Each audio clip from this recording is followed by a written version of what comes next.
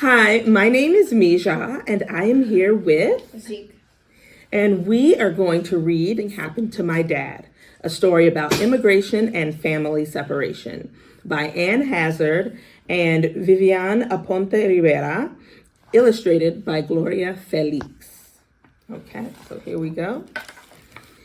Carmen's father was a magician. He made sarapes fly. He made rabbits vanish.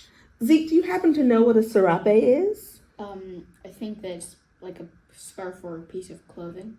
That's correct. That's correct. And you can look at this page and sort of see, okay, these look like scarves or shawls, and that is what a sarape is. So he looks like a pretty talented musician to me. I can't make anything fly. But one day, Carmen's father vanished.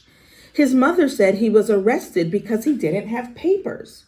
We have plenty of paper, Carmen said. Not the kind Poppy needs, Mama replied. People who weren't born in the U.S. need government papers to live or work here. Do you have papers, Mama? Yes, you and I were born here, said Carmen's mom. Poppy was born in Mexico. Can we give him ours? Carmen asked. Her mother wiped away a tear and shook her head. How do you think Carmen's mom is feeling in this moment? Sad, kind of. She might be mad, kind of too. Mm-hmm. And what about Carmen? What do you think she's feeling? Same feelings. That's right. And she's being drawn with her cheeks really red. So do you think that means she's feeling a little flushed, a little upset? Mm-hmm. Right. Do you know what kind of papers that her mom is talking about? Like visas and Social Security, stuff like that. That's right. So if you're born in the United States, you get your birth certificate and you get your Social Security card.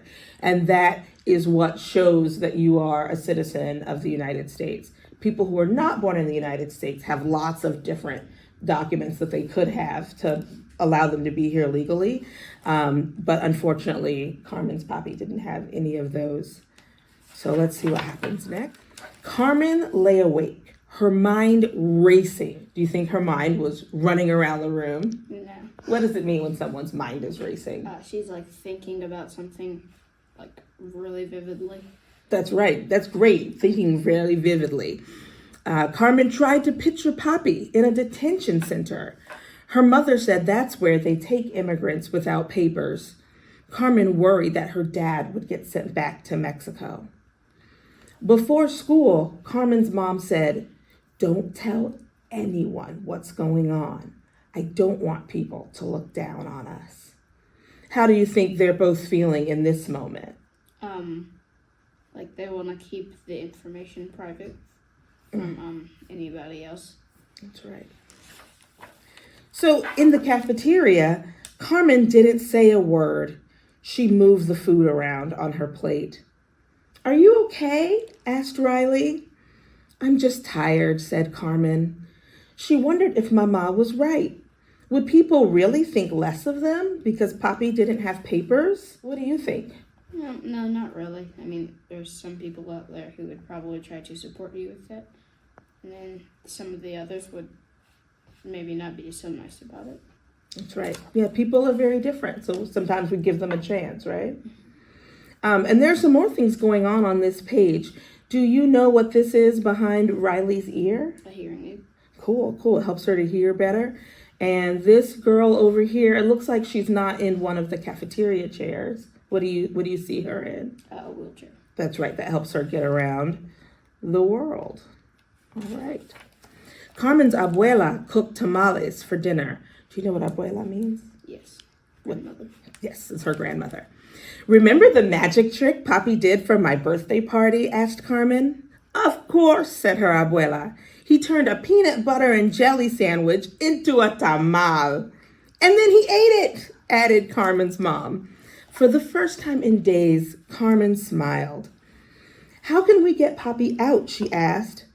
"We have to convince a judge to allow him to stay in the U.S., said Carmen's abuela. Do you see her abuela on this page? Yes. Can you just point him out for the folks looking? That's abuela. Where's abuelo?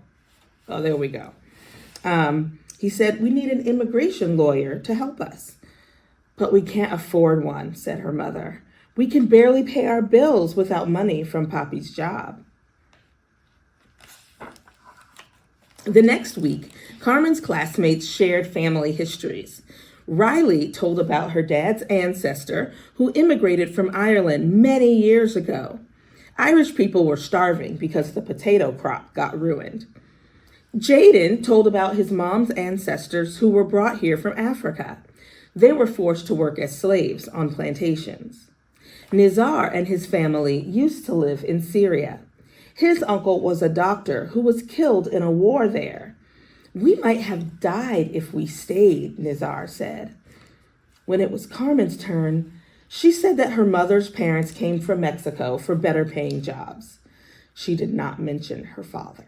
How does she look here? Sad. Yes, very sad, right? She's probably missing her dad.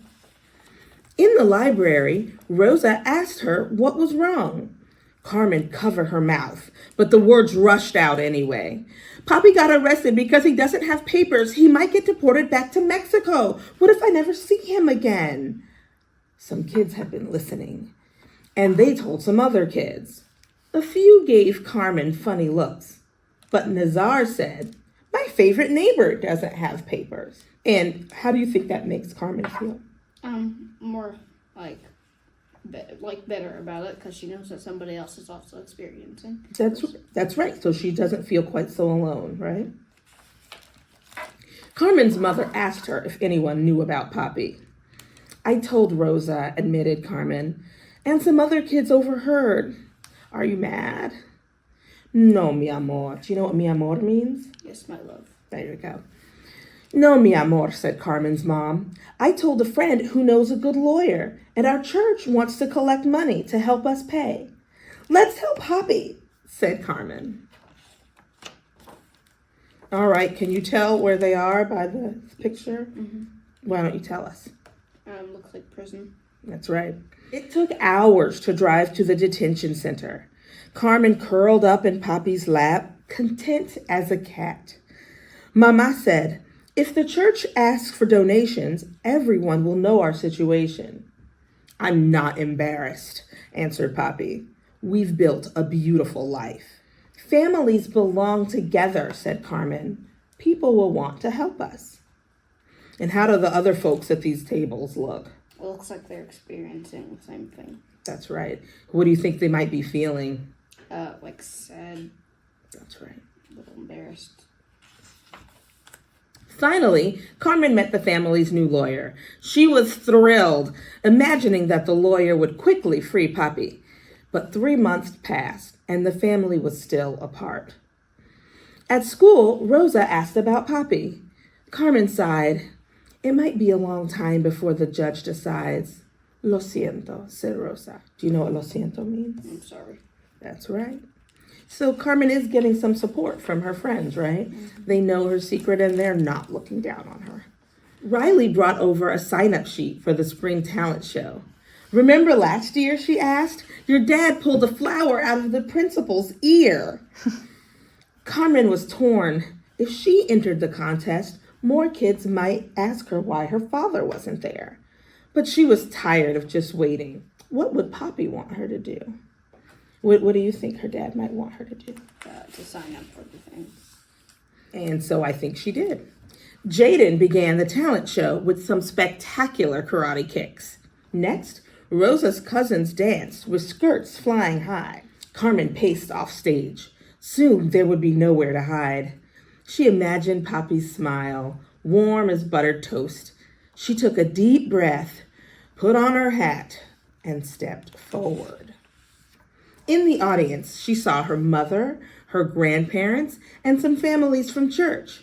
For her final trick, Carmen linked and unlinked 3 silver rings. These rings are my Papi, Mama, and me, she declared. So notice that they said that there were people there from her church. Do you think they were there to support her family? Mm-hmm. Just so they don't feel quite so alone, right? That last trick was amazing, said Nizar. How did you do it? That's between Papi and me, said Carmen. One secret worth keeping, added her mom. Carmen felt brave, strengthened by memories of Poppy and smiles from her friends. Boldly waving her wand, she said, "Magic comes in many forms." And here is her drawing of Papa. Yo, what does that mean? Me. And Mama. And they look happy. Why do you think she drew them looking so happy? I'm not really sure, but I'm guessing that maybe they're back together, or she's just thinking about their family being together again. Yes, I think that's right. And that is the end of this story. The book also has a glossary of the Spanish words that you may not know. And there is a reader's note that talks about why you should talk to your kids about immigration and give some information about immigration and immigrants in the United States. There are more definitions of child-friendly definitions for words around immigration, like immigrant, ancestor, asylum seekers, refugee. And then there are some tips for adult-child dialogues. And these are ways you can start conversations with your kids about immigration.